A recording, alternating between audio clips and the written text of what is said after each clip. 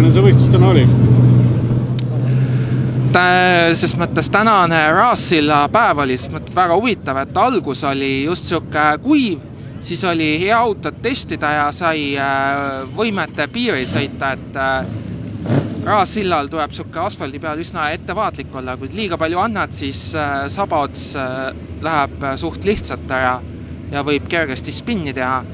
Aga päeva lõpuks, ütleme, kolmas eelsõit ja finaal oli siis juba kõva paduvihm ja see andis oluliselt siukest, ütleme, tekkis siuke hirm, et pidi olema ettevaatlik, sest siin veopagi kipub väga lihtsalt spinni minema ja ütleme, asfaldi peal ei olnud rehvid töötasid väga hästi, aga just need, kus oli betoonilõigud, seal just tekkis probleemi, et sa ei saanud gaasi vajutada või pidid olema hästi hellad sõitma, sellepärast asfaldi peal oli nii alajuhitav kui ülejuhitav, et nendest lõikudes pidi väga ettevaatlik olema.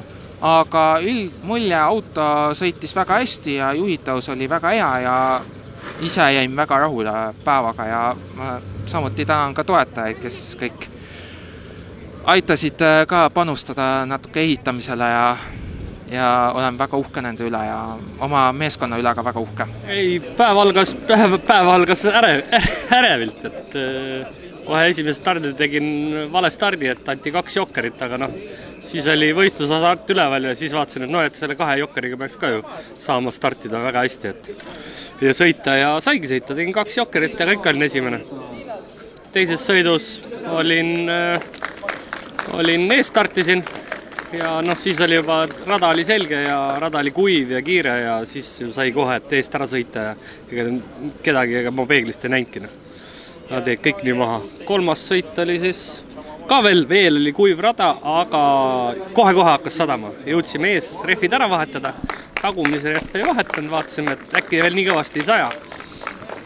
Ja tegelikult komplekt toimis väga hästi. Ees olid vihmarehvid, taga olid suverehvid ja hakkaski sadama sõidu käigus, aga ei olnud probleemi.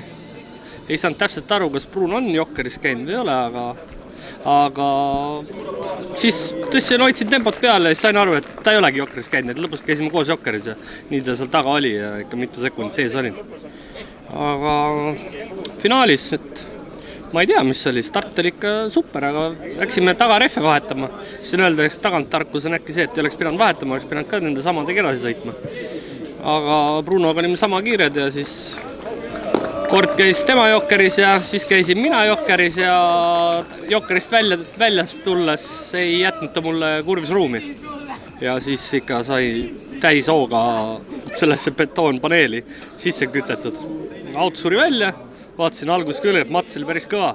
Ma proovisin, auto läks käima, tagurdasin ja sain lõpuni sõita, et tuli see teine kohtki, aga see parandus sai ära tehtud võrreldes eelmise aastaga, et poolfinaalid on nüüd tipp-top ja need punktid on olemas, et kui poolfinaali punktid on olemas, siis võib-olla kokkuvõttes ei kaotanud nii palju.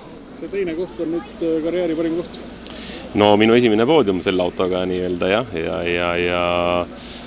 ja nüüd nagu on see maitse nagu rohkem suus, et tuleks edasi proovida ja vaadata, mis saab ja autot täiustada ja proovin edasi, ütleme niimoodi, et ruumi nagu ise tunned, et on kõvasti veel minna ja suruda, et ei ole siin häda midagi, et pigem kogemust vaja.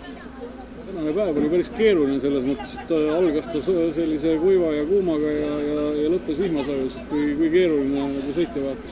See esimene osa kuum ja vihm, jah, kuum osa oli nagu kasuks. Kuumaga saime rehvid toimima, saime rõhud paika, leidsime õige lahenduse ja ei olnudki seal midagi, et esimene sõit teine koht ja teine sõit esimene koht ja kolmanda siis ei jäänudki enam midagi, kui lihtsalt läbi sõita, sest et ma juba arvasin, et finaali start on anyway eest on ja siis me tahtsime, et vihma tuleb ja tegime seal mõne rehvivangerduse veel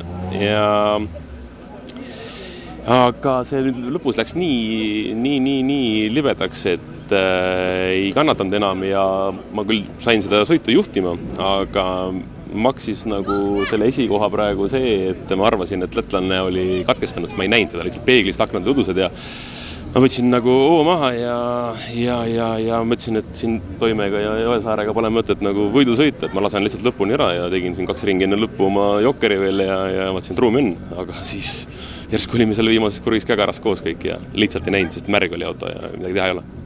Lätlase võit oli nagu päris napp, et... No ma andsin talle kõva lahingu ikka sinna lõpuni välja, et oli võimalusi, aga ma ei tahtnud autot ära lõhkuda, et praegu sai jube palju vaeva nähtud ja raha pantud ja autot tehtud, et ei tahtnud seda mahakandmisele ka sõita, et see mul on ikkagi esimene poodiumi koht ja ma arvan sellega väga rahul, et ei ole ta.